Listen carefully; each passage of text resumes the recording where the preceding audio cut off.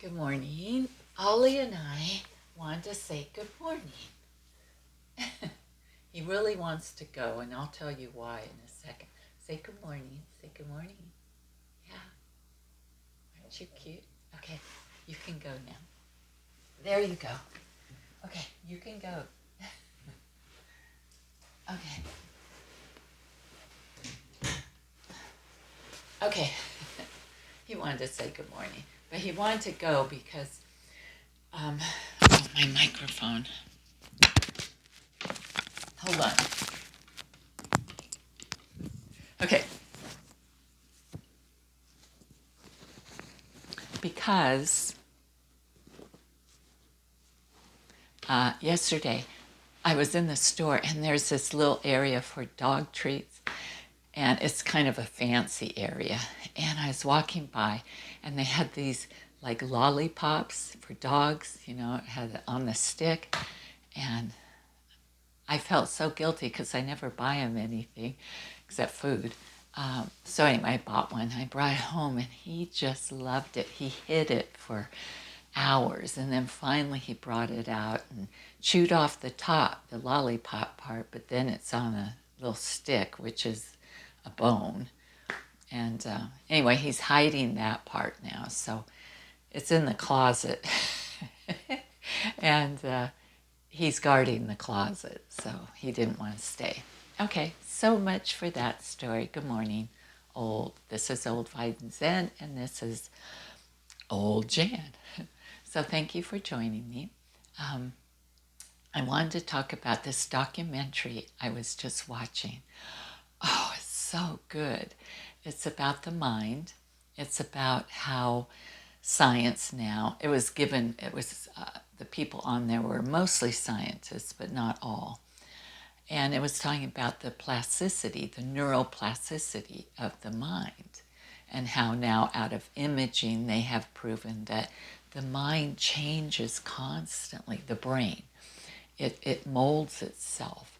It can remold. And so they were talking about how so often we think small.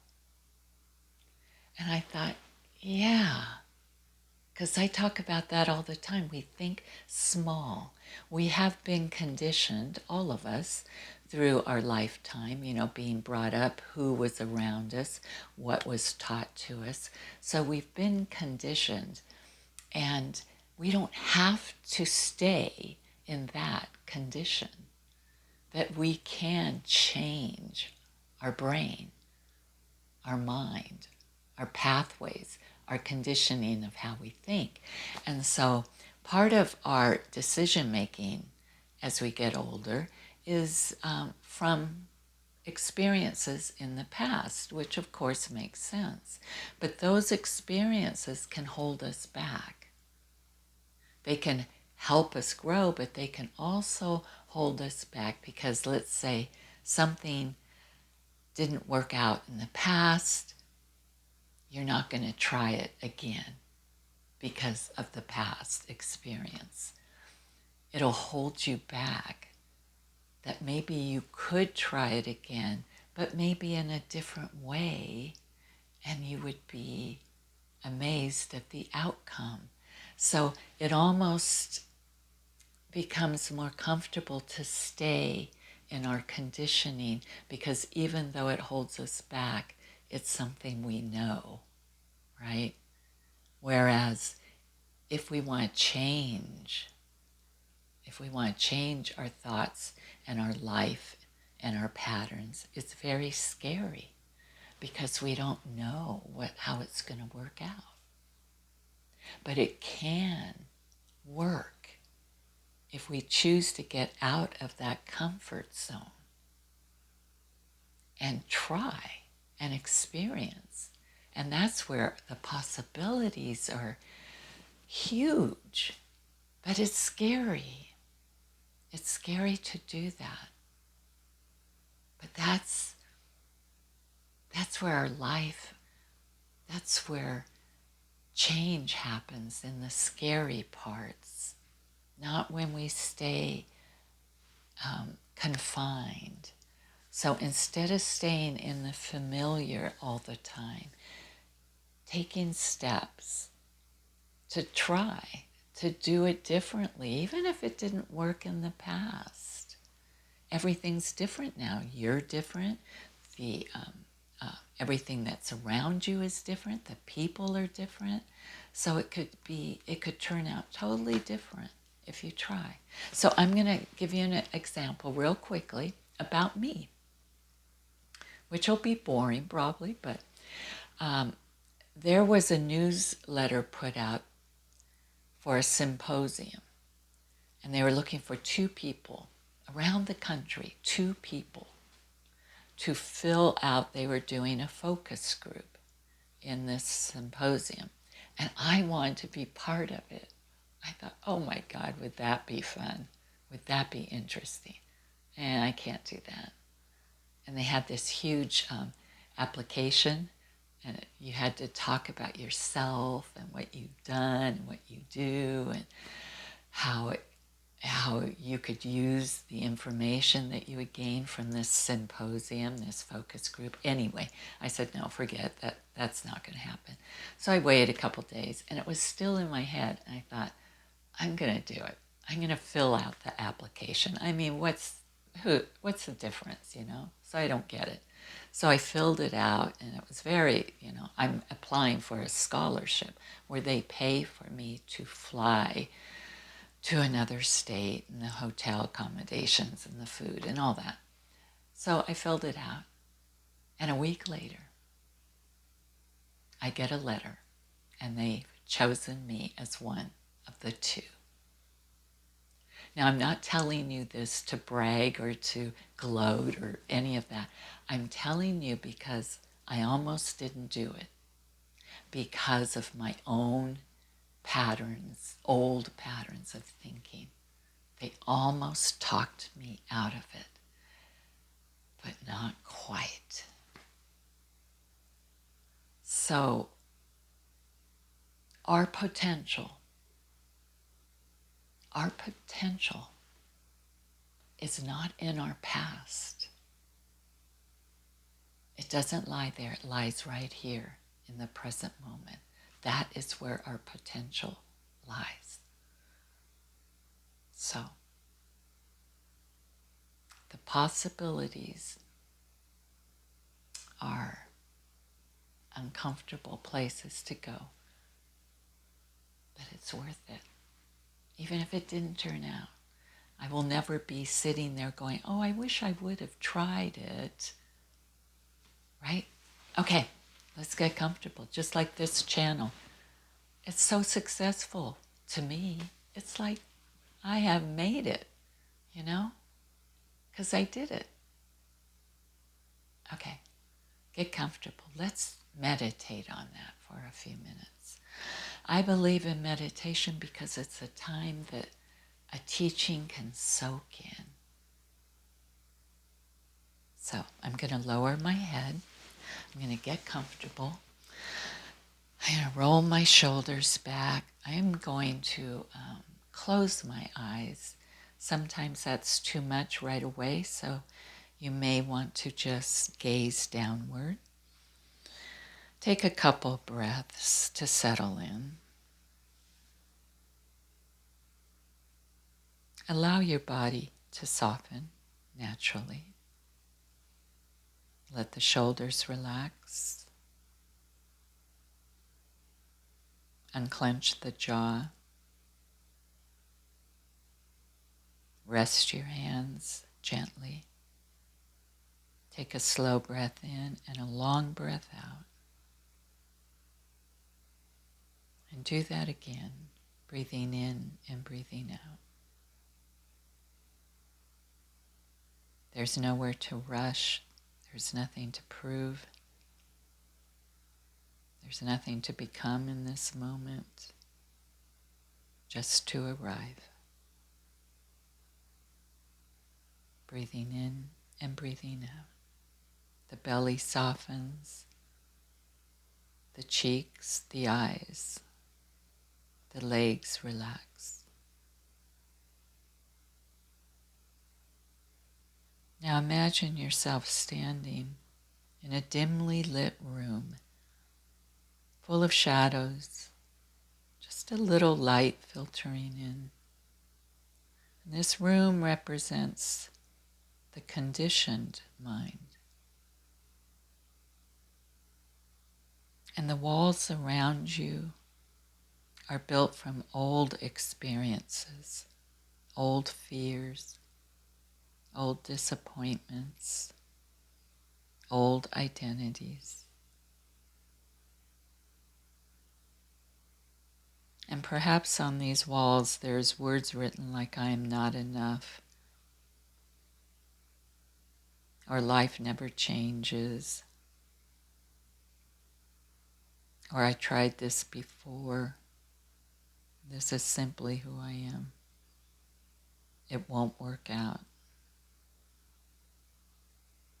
Don't fight these words, just simply notice them as you turn and look upon the walls of those words that are written in your mind. Breathing in and breathing out. You are the awareness seeing those words. Now notice something else. There is a door in this room, a door you may never have noticed before. Walk towards it slowly, step by step. And as your hand touches the handle, you feel a hesitation arise. If you open it, the fear of the unknown lies beyond.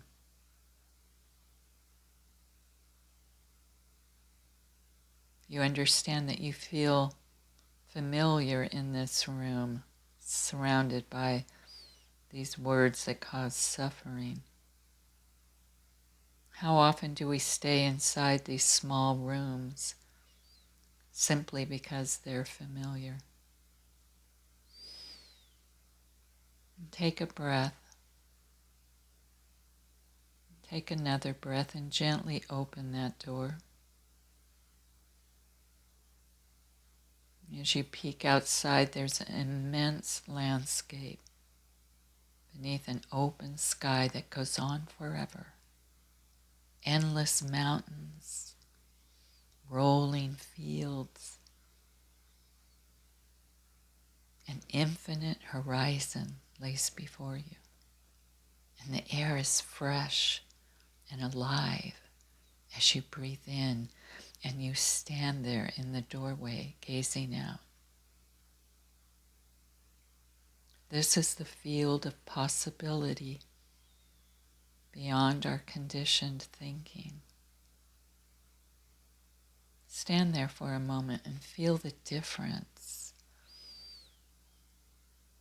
The room behind you felt suffocating. You felt trapped. It was only a room.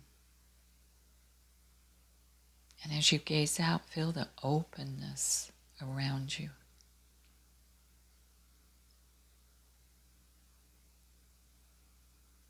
With each breath, imagine the walls behind you beginning to dissolve.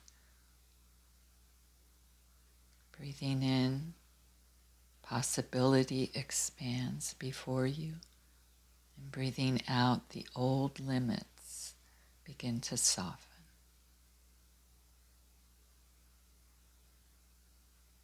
Breathing in, the mind opens.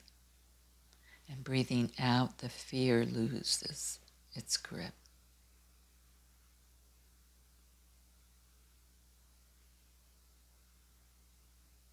And now silently repeat to yourself, I am not confined by yesterday.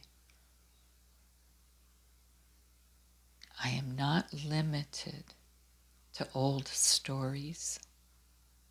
The mind can open. The heart can grow.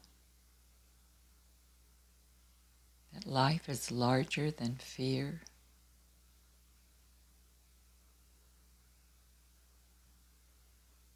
Rest for a minute in that vast inner space.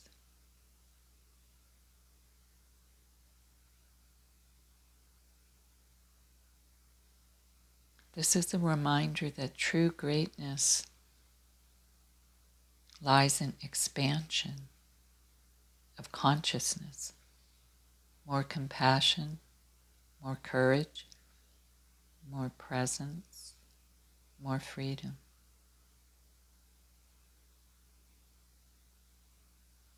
As we gaze out and we feel the openness now surround us from behind, where the room has dissolved, we understand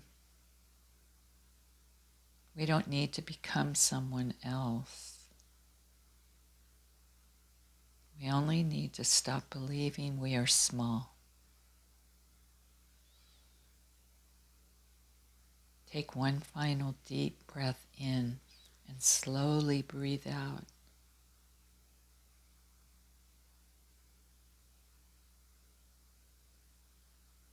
I will leave you with a poem as we stand in this vast openness of possibility. The room was never the world. I lived for years inside a room built from old memories. A small place with familiar shadows and ceilings that were lowered by fear. I thought the walls were the edges of existence. I thought my past was prophecy.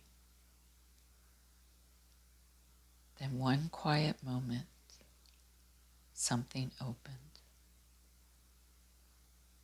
Not outside of me, but within. A doorway. A doorway I had passed 1,000 times. And beyond it, sky. Beyond it, distance. Beyond it, a life untouched by the measurements of yesterday. And I understood the room was not real. It was never my world. Breathing in, I open, and breathing out, I release. Breathing in, I trust possibility. Breathing out, I leave smallness behind. I take the sky within me.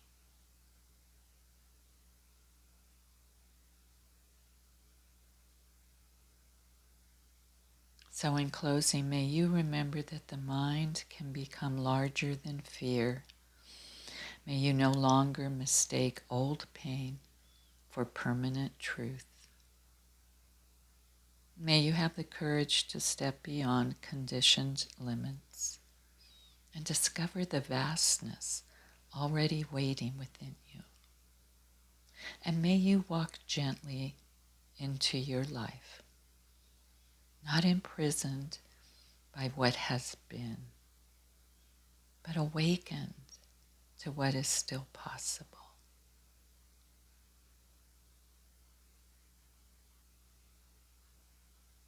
Peace in all directions and peace within you.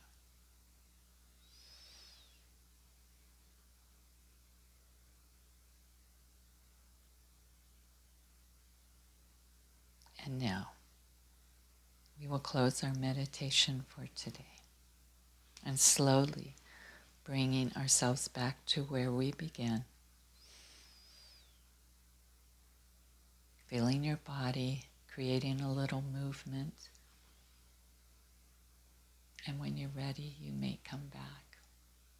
And we will close for today. So, try it. Try it in little ways, or maybe in a big way and just, jump right in, whatever works for you. Remember, your past is not your potential. Now, your potential's right here, right now. Okay, that's it. I'm going to go see Ollie in the closet where he's guarding his bow.